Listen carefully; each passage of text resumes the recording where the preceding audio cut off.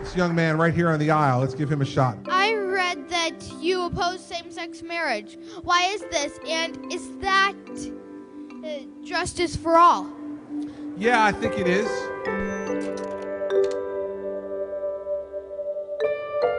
A lot of the candidates have expected softball questions like, oh, this will be a great photo op type question, and then just calling us. Okay, give me the rock.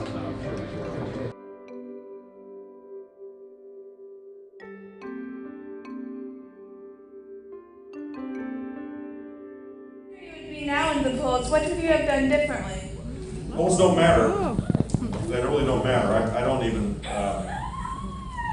it just doesn't matter. It certainly wasn't the only time when we surprised a candidate. I tend to ask the ones that could get us thrown out of an event, I'll be completely honest. It seemed like they all wanted to ask that question, but were way too afraid to ask it. And then this 12-year-old was asking it. Who voted against expanding background checks for guns? Why is this, and how that play into stopping the mentally ill from getting guns? That's a great question. First of all, we do have a background check system now. It actually needs to be improved. I think it kind of embarrassed some of them because a 12-year-old had enough courage to do something that adults didn't have the courage to do. Whenever you guys are ready, come on down.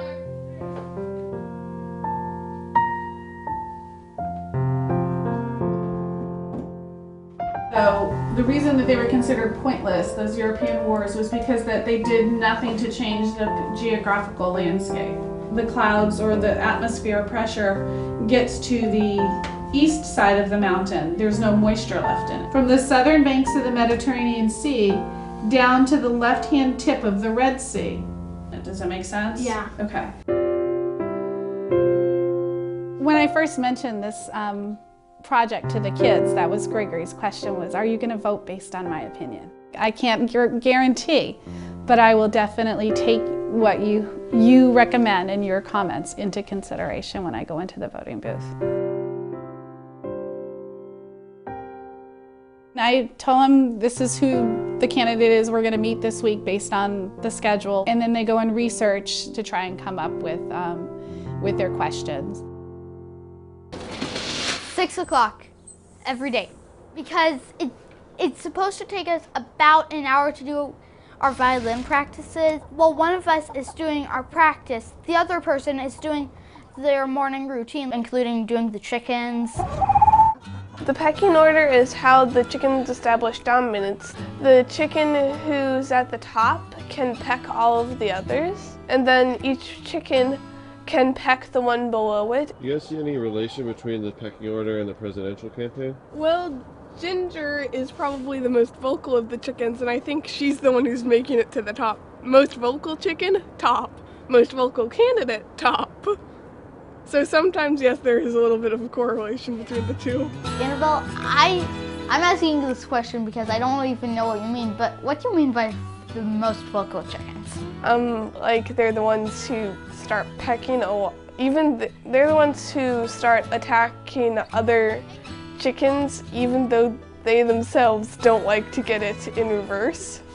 And they also are the ones who tend to squawk a lot more and just to squawk on and on and on and on. They are much more perceptive. They pick up on a lot of little things. When we go home and we kind of debrief in the car on the ride home, they'll have picked up on a lot of things that I haven't picked up on. Gregory in particular has asked a lot about the homeless population. In the past, my husband and I ran one of the emergency cold weather shelters here in Concord. Gregory's been very concerned with homeless population. The first couple of candidates we met, that was his question. What are your plans to do about to help the homeless, and how would that fit into your idea for a balanced budget? Well, we have to make sure that people who are living on the sidewalk get an opportunity to be able to get up, to get some help, but then ultimately to be able to help themselves, right? He just said if we could help them, we would. And I'm literally barely simplifying his answer. He really underestimated me. I just think that he thought, oh, he's a kid, so I can just get off easy. I really wanted an answer that would mean something to me.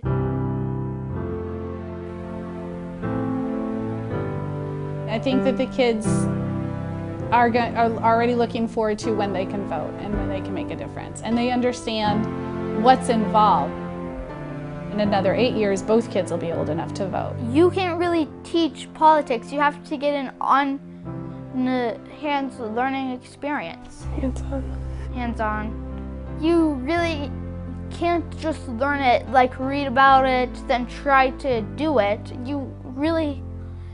You have to be in the action. I was wondering if you could expand one part of gun control. What part of gun control would it be and how would you expand it? You've said that you support the Patriot Act with some restrictions, but never specified what those restrictions were. Would you mind explaining that? Sure, that's a great question. I remember us pulling into the driveway and the kids saying, that means we've met the president. We've met and had a meaningful conversation with the president.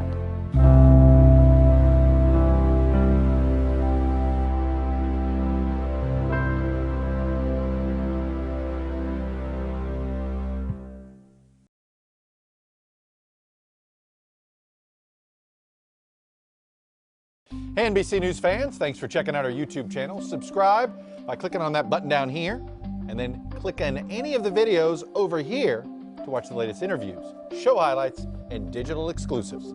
Thanks for watching.